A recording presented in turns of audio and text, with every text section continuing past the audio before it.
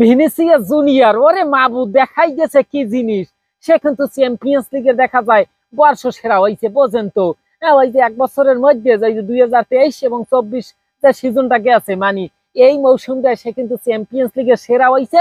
এরপর দেখা যায় আবার এই 2024 23 এবং 24-এর ওই যে ইয়ং প্লেয়ার যেটা বলে আর কি, সেখানে উদীয়মান তারকা হিসেবে সে রূপান্তরিত পাইছে, মানে দুহান পুরস্কার পাইছে। যদিও এর আগে এই দুহান পুরস্কার একলাগে কোনো প্লেয়ার পায় নাই।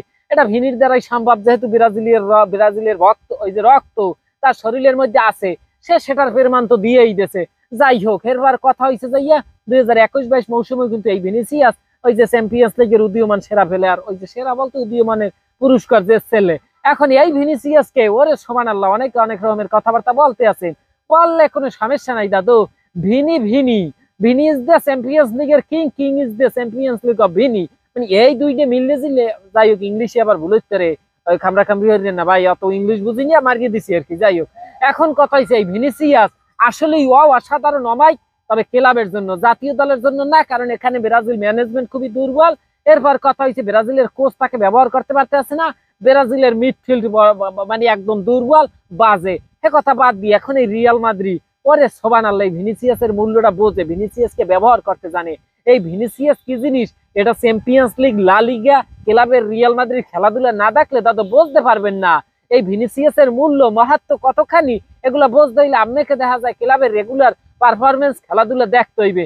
এখন আমি ওই জাতীয় দলে মাসের মধ্যে দুগ্গ খেলা হয় হেরুম্বা দেখে ভিনিসিয়াসকে ওই কি করে ওটাকে বিচার করবেন?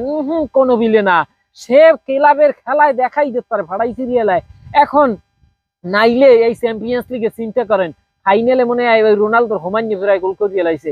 এরপর দেখা যায় আপনার এই যে পুরস্কার যে এসছে 23-24 সালের, এই যে সেরা পুরস্কার পাই গেছে ভিনিসিয়াস। তারপরে এই উদীয়মান এখানে ওই যে জুড বেলিংহাম, এই ভিনিসিয়াস, তারা একত্রিত হইয়ে দেখা যায় এই পুরস্কার যেতে। তাইলে বোঝেন এখন এই এখানে এমবাপ্পেও একটা যে এসছে গোল্ডেন বুট মনে হয়। যাই হোক, সর্বোপরি কথা যে এই ভিনিসিয়াস আসলেই অসাধারণ। হয়তো ভবিষ্যতে বড় তারকাই ভিনিসিয়াস হইবে, কিন্তু হেই হইতে পারবে কতদূর হেইটা যে পরের হিসাব। তবে কথা হইছে বর্তমান সময়ে সেরাদের কাতারে ভিনিসিয়াসকে রাখতে হইবে, পরবর্তী হিসাব পরবর্তীতে। এখন কথা হইছে যাইয়া এই ভিনিসিয়াসকে জাতীয় দলের জন্য কিছু একটা করা উচিত। এই ভিনিসিয়াস ক্লাবের জন্য ভাড়াই হেলাইতেছে, সিজ হেলাইতেছে, বাট জাতীয় দলের লোকে কিছু করতে পারতেছে না। দাদু, এই তোমাকে জাতীয় দলের জন্য কিছু একটা করতে হইবে, তোমাকে সঠিকভাবে যাতে ব্যবহার করতে পারে সেই একসের দোয়া করতে আসি। আর এই ব্রাজিল কোচ দরিবেল কাকু, আপনি কি ভিনিসিয়াসের এই পারফরমেন্স গুলো একটু দেওয়াতে পারেন না?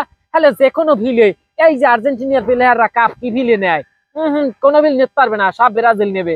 যাই হোক, কথা হয়েছে যে দেখা যায় ভিনিসিয়াস সামনে এই বিশ্ব ফুটবল মাতাইবে, বিশ্ব কাঁপাইবে, এই আশা প্রত্যাশা লই আজকে ভিডিও এই পর্যন্তই। এই সামনে আপনাকে আবারও দেখা হইবে। কালারের পৃষ্ঠকে ফলো করতে ভুলে গেছেন অনেকে মনে হয়, একটু ফলো দেন, তাড়াতাড়ি ফলো দেন। আর ভিডিওটা ভালো লাগলে একটু শেয়ার করে পাশে থাকবেন।